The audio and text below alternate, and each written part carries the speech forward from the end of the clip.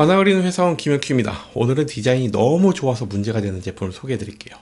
디자인이 좋으면 좋은 거지 무슨 문제가 있을까 싶죠? 그런데 그런 제품이 있습니다. 바로 2차 세계대전 독일군의 철모인 슈타렐름입니다. 자, 바로 이거예요. 지금의 우리가 볼 때 나치 독일은 완전 악당이잖아요.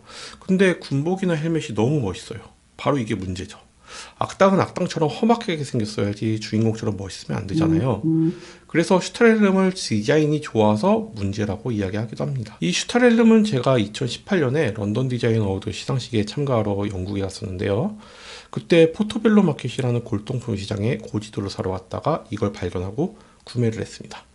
당시 가격이 500파운드 정도였었는데 굉장히 비싼 가격이었어요.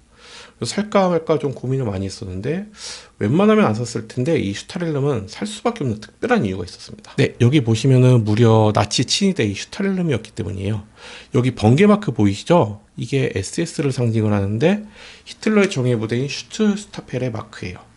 그리고 2차 대전 말기로 갈수록 공정도 단순화되고 재료도 좀 절감되었는데 이거는 슈타렐름 중에서도 완성도가 꽤 높은 M35 버전입니다.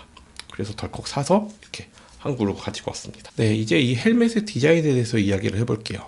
네, 슈타렐름이라는 이름은 독일어로 강철 헬멧이라는 뜻입니다. 이 슈탈은 스틸, 그리고 헬름은 헬멧이죠. 이 헬멧은 세계 1차 대전이던 1916년부터 독일군에서 사용되기 시작을 했고 그 이후 여러 모델로 발전을 해왔습니다.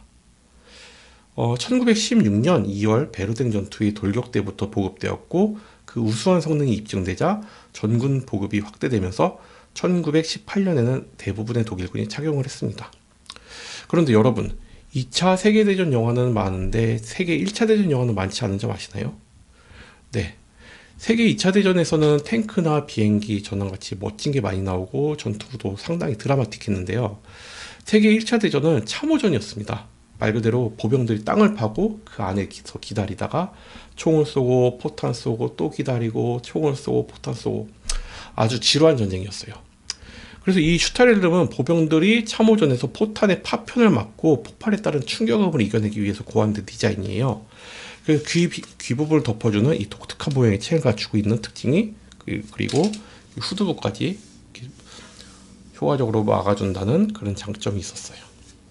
그래서 이게 바로 이 슈타렐름의 디자인 특징이죠.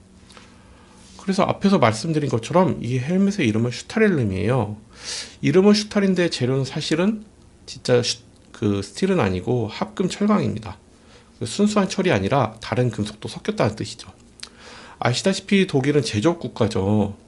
독일은 우수한 금속 제련 기술 덕분에 합금 철강으로 슈타렐름을 제작할 수 있었고요. 이 슈타렐름은 M35 버전이에요. 강도가 이전 버전보다 15% 더 강해진 몰리브덴 합금으로 제작되었습니다. 외관만 놓고 보면은 뒤와 후두부를 보호하도록 설계된 디자인이 특징이에요. 네. 그래서 독일군의 인명 피해를 줄이는데 큰 공헌을 했다고 합니다. 이쪽에서도 안 맞았겠죠.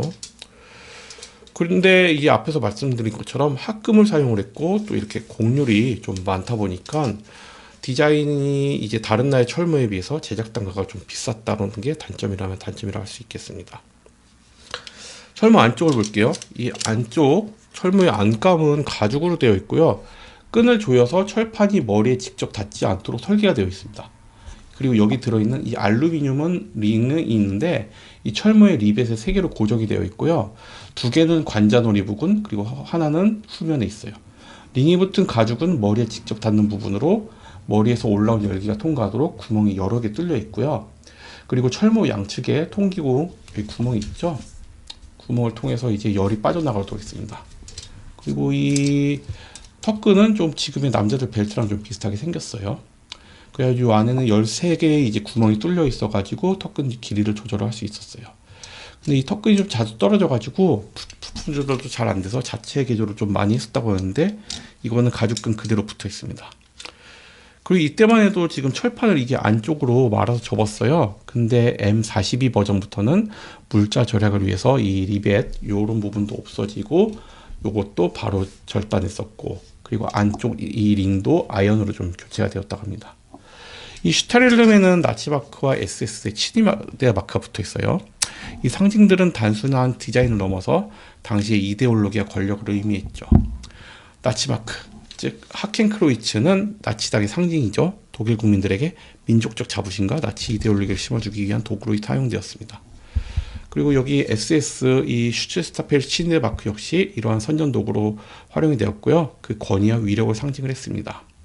그래서 이 슈타렐름은 단순한 보호 장비 그 이상으로 인식이 되었어요. 그리고 육해공 착용자 기준에서 우측에는 이제 독일군의 제국군을 계산한다는 의미로 육군은 하얀 국가수리, 그리고 해군은 노란 국가수리, 공군은 검독수리, 그리고 이 헬멧 같은 경우에는 친일되잖아요. 우측에 하켄크로이츠, 그리고 왼쪽에 슈츠스타펠 문양을 그려 넣었어요. 그리고 제가 보여드리고 있는 게 지금 바로 이제 히틀러의 친일대가 사용한 슈타렐름이에요. 그 전쟁 후기로 갈수록 독일 전황이 악화되면서 오른쪽 데칼만 붙이다가 후기에는 아예 데칼도 붙이지 않게 되었습니다. 그래서 이렇게 데칼이 붙어있는 슈타렐름 자체가 좀 희귀하기도 하고 또 친위대인 것도 좀 희귀합니다. 그래서 전쟁이 끝난 후에 독일 국방군에서는 차마 나치 아이콘이 되어버린 이 슈타렐름을 그대로 쓸 수 없게 되다 보니 다른 디자인의 헬멧을 사용을 했습니다.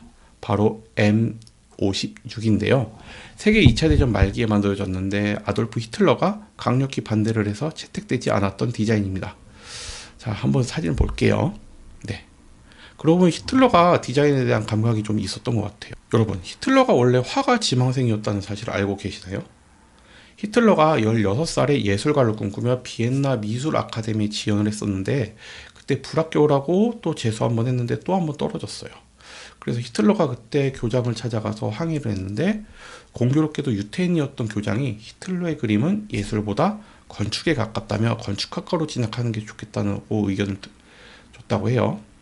어떻게 보면은 뭐 고흐나 피카소처럼 독특한 화풍이 있는 것도 아니었고 또 그림이 상징하는 의미도 없었기 때문일 것 같은데요. 예술의 기준을 무엇으로 보느냐의 문제겠죠. 그래서 지금도 미술관 가서 저 그림은 나도 그리겠다 할 정도로 난해한 그림도 있고 사진처럼 잘 그린 그림도 있는데 평가는 제각각이죠. 각설하고 결국 히틀러는 화가의 꿈을 포기하고 정치적인 길로 나아가게 되었습니다. 그래서 히틀러는 그림을 꾸준히 그렸다고 해요. 그래서 지금까지 한 2000점 정도 남겼다고 하는데요. 가끔 경매에 히틀러 그림이 등장하는데 비싼 가격이 꽤 낙찰이 되는 편이에요. 한 10개 정도 합쳐가지고 4억 원 정도. 네, 지금 그러면 히틀러가 그린 그림을 한번 보여드리도록 할게요. 네, 이거는 1914년에 그린 노이 슈반슈타인성, 그리고 뮌헨의 오래된 주택안들, 1910년에 그린 산이 있는 호수의 집이에요. 그리고 이렇게 디즈니 캐릭터도 즐겨 그렸습니다. 네, 미술학교에서 전문적인 교육을 받지 않고 독학을 했는데도 상당히 잘 그린 것 같아요. 역사에 만약이라는 건 없지만 히틀러가 16살에 미술 아카데미에 합격을 했다면 역사가 어떻게 되었을까요? 한번 생각을 해봅니다. 그래도 벌어질 일은 벌어졌을까요? 잘 모르겠네요. 아무튼 히틀러는 여전히 미술에 대한 관심을 가지고 있었고 나치의 선전 행사에서도 디자인과 퍼포먼스를 적극적으로 활용을 했어요.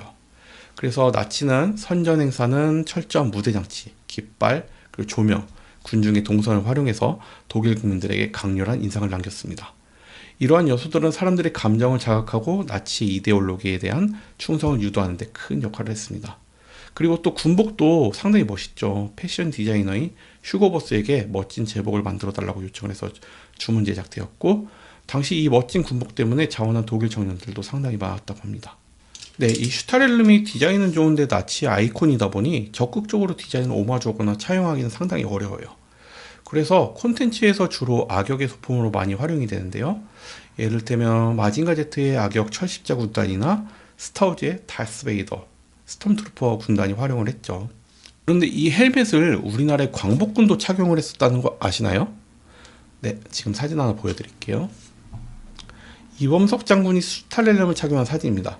1931년 만주사변, 1937년 중일전쟁으로 일본이 중국을 침략을 하면서 중화민국 국민정부는 독일에 텅스텐을 수출을 했고 그 대가로 막대한 양의 독일제 무기를 수입하였는데 이 슈타렐름도 그 일부분이었습니다.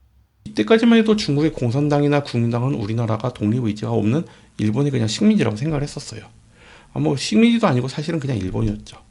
그런데 윤목일 의사의 의거를 보고 국민당의 총통인 장개석이 감동을 해서 한국 광복군을 지원을 하기 시작을 했던 겁니다. 당시 중국을 거점으로 활동을 하던 독립군과 광복군은 이런 지원을 통해 독일제 슈타렐름을 조달할 수 있었습니다. 우리의 광복군이 이 헬멧을 착용한 모습은 당시 군사장비의 한계와 외교적인 상황을 보여주는 사례라고 할 수 있겠는데요. 독일과 일본은 동맹국이었는데 우리나라 광복군이 이 독일의 슈타렐름을 착용하고 일본과 싸웠다는 역사의 아이러니와 함께 전쟁 장비의 교류를 느낄 수 있는 부분입니다. 네, 그리고 이 슈타렐름 제가 한번 착용을 해볼게요. 네, 괜찮나요? 약간 어색하긴 한데, 네, 오른쪽 모습, 왼쪽 모습, 뒷모습. 네, 문제가 될 수 있으니까 이상한 손동작은 안 할게요.